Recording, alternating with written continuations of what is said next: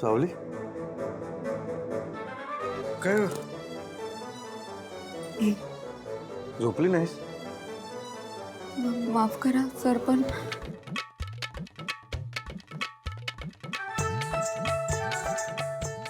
झुरळ झुरळ?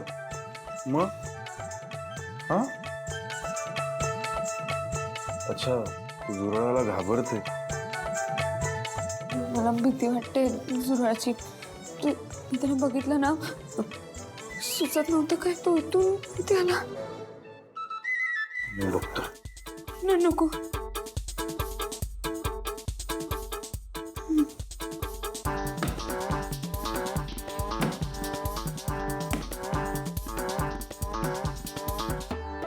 गेला तो.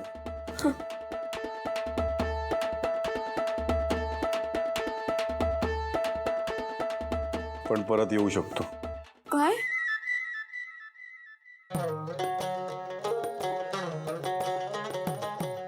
तू एक काम कर, तू वर झोप, मी खाली झोपतो. नाही, तुम्ही खाली झोपाल तर मी वर कसं झोपू शकते? झोप. अहो नको, मी जाते. मी बोललो ना.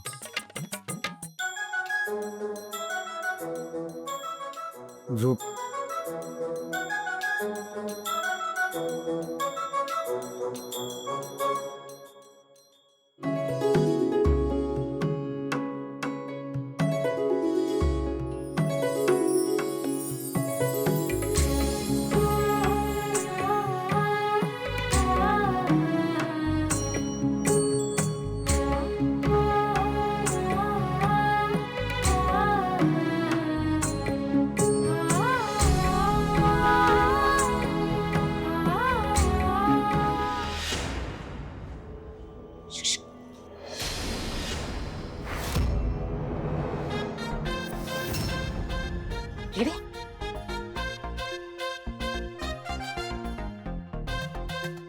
काय?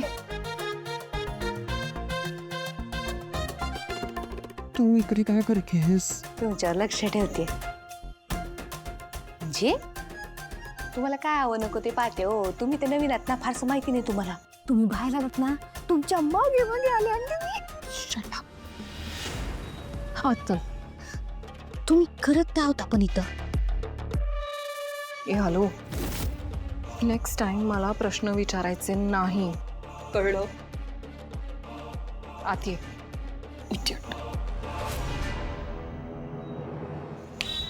हॅलो, काय बाई आहे, जमिनीवर पाय टिकत नाही, सारखी आपली हवेत उडत असते. लई स्ट्रेसफुल बाई आहे, पण हिच्यावर लक्ष ठेवायची एक्स्ट्रा पैसे माइंड कडून घ्यायला पाहिजे. Bonus bonus.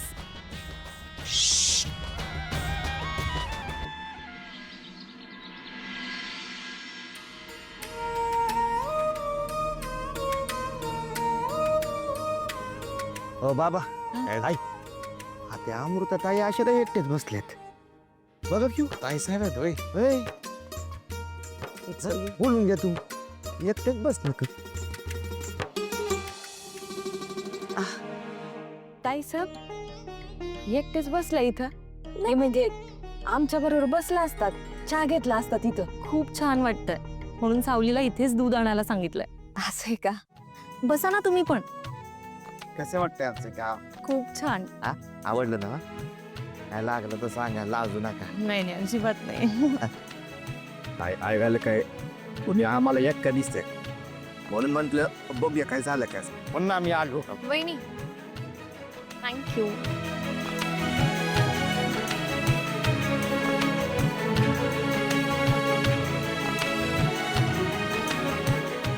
ताई साहेब, हे काय आहे? म्हणजे काही औषध आहे का? आई, अगं ते मूल होण्यासाठी वैद्यांनी दिलेलं औषध आहे. असं आहे का? परत किती वर्ष झाले असतील तुम्हाला औषध घेत आहे? हो, आता इतकी वर्ष झाली की मी मोजळच सोडून दिला. म्हणजे तुम्हाला राग येणार नसल तर एक सांगू का? सांगा ना. इथं आमच्या गावात आहे ना एक लई नावाजलेले वैद्यगु आहेत. लई जोडप्यांना त्यांचा चांगला गुण आला आहे आणि त्यांच्या हातचा गुण म्हणजे लईच भारी आहे. तुमची काही हरकत नसल तर आपण जाऊया का तिकडं? नाही म्हणजे विचार करायला काय हरकत नाही बघा. लई जाणीव उपाय करतात बघा. त्यांच्या हाताला चांगलाच गुण आहे बघा. मग वहिनी आपण ना तिथे लवकरात लवकर जाऊयात. काही गरज नाही.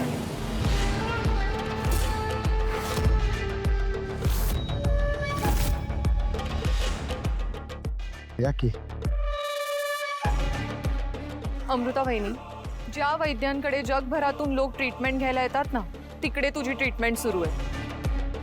मग या मूर्ख लोकांच्या बोलण्यावरून स्वतःची हेल्थ खराब करून घेणार आहेस?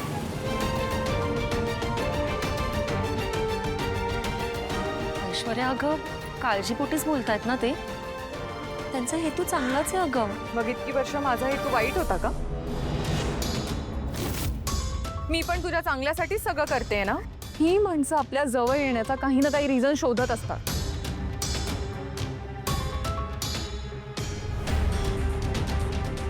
अमृता वहिनी भोळी आहे म्हणून तिच्या भोळेपणाचा फायदा घ्यायचा प्रयत्न करायचा नाही, कळलं?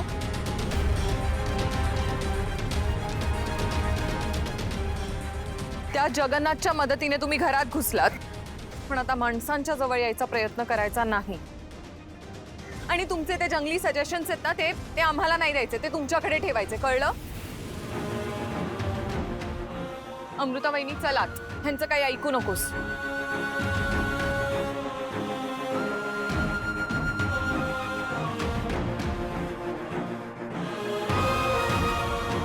चूक झाली आमची.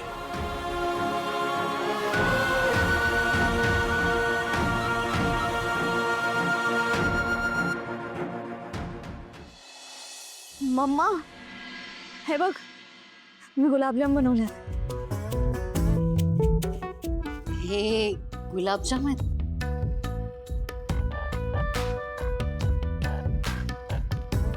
अगं हे गुलाबजाम आहेत. हे असे गुलाबजाम असतात? तारा, तुला काहीच कसं येत नाही ग.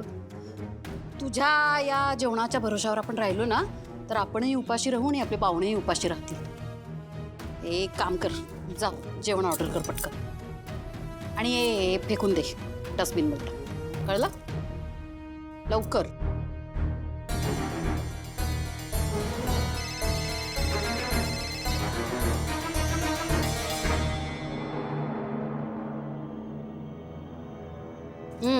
नमस्कार.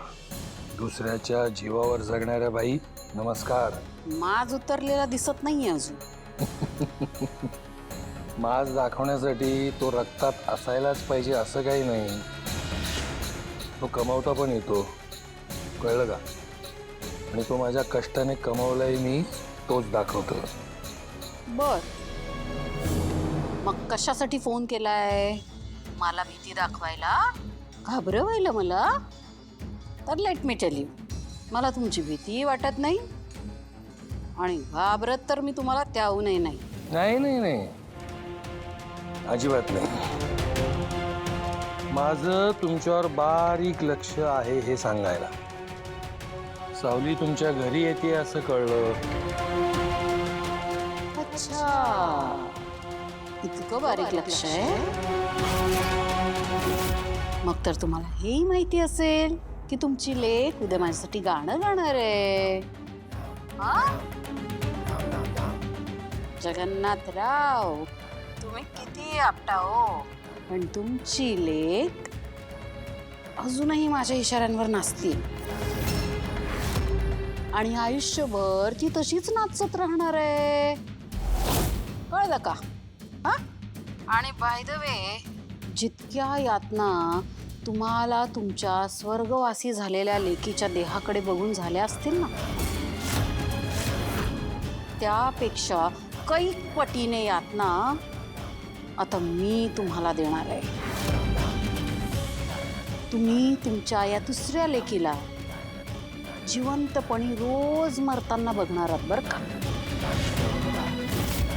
हा, कळलं ना? देवा देवा देवा, बोलण्याला प्रचंड धार आलेली आहे. धार आलेली आहे, हरकत नाही. संयम महत्वाचा. आता पुढे काय होईल काय नाही हे आपण त्यावर बोलण्यापेक्षा वेळच ठरवेल, नाही का? बिलकुल. तेव्हा ठेवा आता फोन.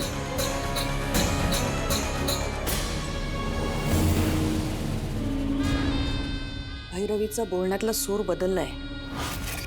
नेमकं काय सुरू आहे तिच्या डोक्यात? कळलंच. पण सावलीबद्दल ती जे काही बोलतीये ते काळजी करण्यासारखं आहे. जाऊ दे, तुम्ही जास्त विचार करू नका. लेकीचा विचार करायचा नाही, मग कोणाचा करायचा? बापासाठी लेक असतेच तितकी महत्वाची. आता माझ्या लेकीच्या सुखासाठीच मला झटायचंय. शेवटपर्यंत मी झटणार.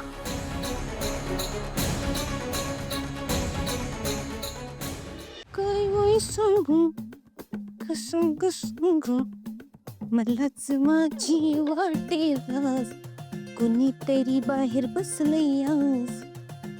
काय सांगू.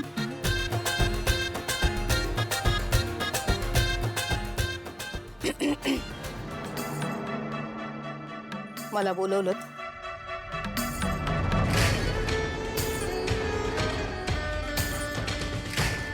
मला काय म्हणायचं, स्वतःच बोलवायचं आणि स्वतःच तोंड फिरवून बसायचं.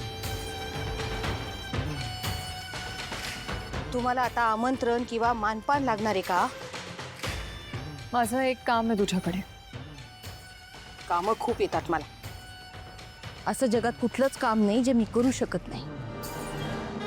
मला पार्लरचा कोर्स येतो, मला टॅटू काढता येतो, मला मेहंदी येते, मला आयब्रो करता येतात, मला वॅक्सिंग येतं. फक्त ही कामं मला बसून करावी लागतात. त्याचं काय आहे, दगदग फारशी झेपत नाही मला. गरम कॉफी आहे का? तुमची आहे नाही का?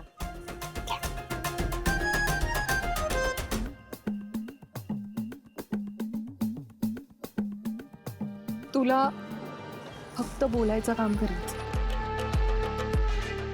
बोलायचंय? बोलण्यात तर एक नंबर आहे हो मी. नवऱ्याला विचारा ना माझ्या, बोलूच देत नाही. अहो एवढंच काय, नाक्यावर बायका आहेत ना त्यांना बी विचारा, त्यांना बी बोलू देत नाही मी. ते वक्तृत्व स्पर्धा काय म्हणतात ते, शेवटून पहिले यायचे मी. बोलण्याच्या बाबतीत माझ्या नावावर रेकॉर्डच व्हायला पाहिजे. नॉन स्टॉप हिट्स जयंती. पण आता तुम्ही जे सांगाल तेच ऐकेन आणि तेच बोलेन.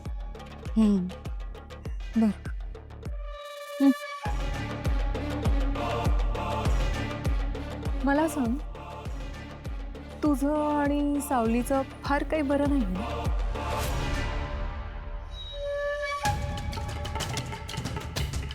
कारण ऑब्झर्व केलंय मी, तुला सावली आवडत नाही ना?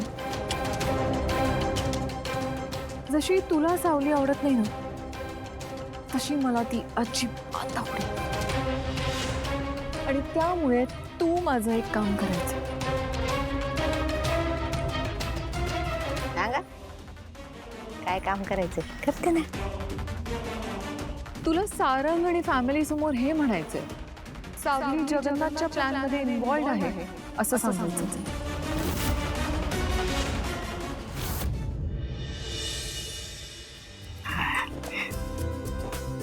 वा, कमाल जेवण होतं.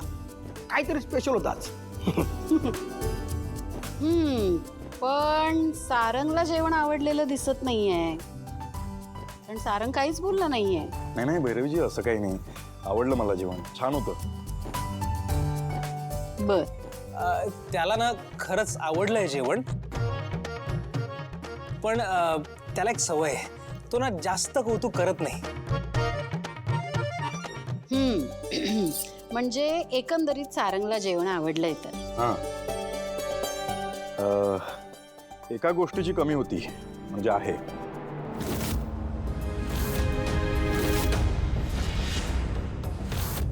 आणि हे मी तुला विचारत नाही, मी तुला सांगते की हे करायचं आणि हे डील मी तुझ्यासोबत करते. ह्या कामासाठी तुला हवं ते देणे. हवं ते द्या. येस.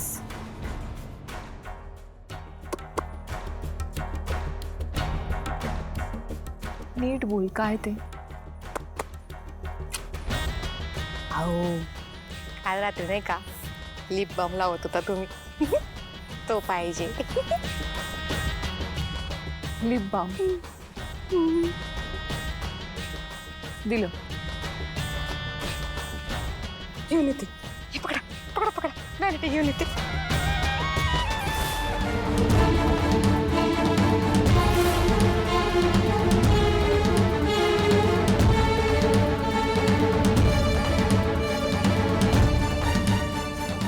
काय सांगशील सगळ्यांना?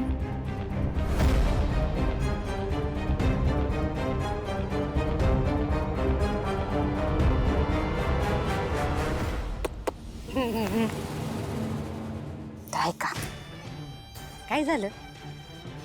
आम्ही असे गरीबडे ना, पैसा नाही, पाणी नाही, खायला काही नाही. तर आमची सावळी दिखायला बेताची, त्यामुळे कोणी पसंतच करे ना. ओ पुढे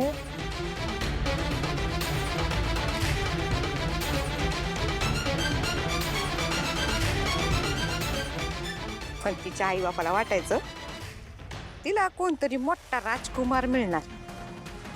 कसलं काय कधी पसंत करत नव्हतं.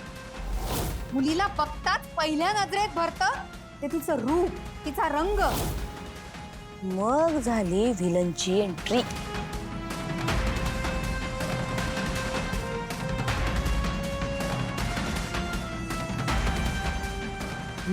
केदारनाथ ते आले हो. विनोदींच्या कार्यक्रमात भेटते दोघं जण. ते सावळीला सोडायला घरी आले. त्यांनी पाहिलं हे लोक एकदम परिस्थितीने गांजलेले आहेत, यांना आपण गोळ्यात घेऊ शकतो. मग काय पोरगीच मानली की ओ सावळीला. त्यांनी ठरवलं हिचं लग्न मीच लावून देणार. मी सावलीच्या लग्नाची जबाबदारी घेतली तर तुम्हाला काही हरकत असेल का? मग त्यांनी अमरला निवडलं सावलीसाठी. मला मुलगी पसंत आहे. लग्न ठरवलं, सगळा खर्च मीच करणार म्हणले. आणि केला की खर्च, सगळं घर सजवलं होतं फुलांनी. मेहंदी म्हणू नका, हळद म्हणू नका, हे पैसा वाचला. ते हळदीचं भांड आहे ना, म्हणजे त्यात उष्टी हळद आली होती. वाटत तुमच्याच घरचं होतं, महाग होतं खूप. असं झालं हो सगळं. आम्हाला काय फुकटच मिळत होतं सगळं. बिन पैशाची पोरगी खपत होती. अजून काय पाहिजे सांगा बरं. आम्ही पण नटून तटून गेलो की लग्नाला हॉलवर. तिथं गेल्यावर कळलं अमर बी खोटा, त्याचे आई बाप बी खोटे. पुढं काय काय घडलं ते तर तुम्हाला माहितीच आहे. सावळीच्या जाऊबाई. म्हणजे या सगळ्यात तुमची काही चूक नाही. अजिबात नाही.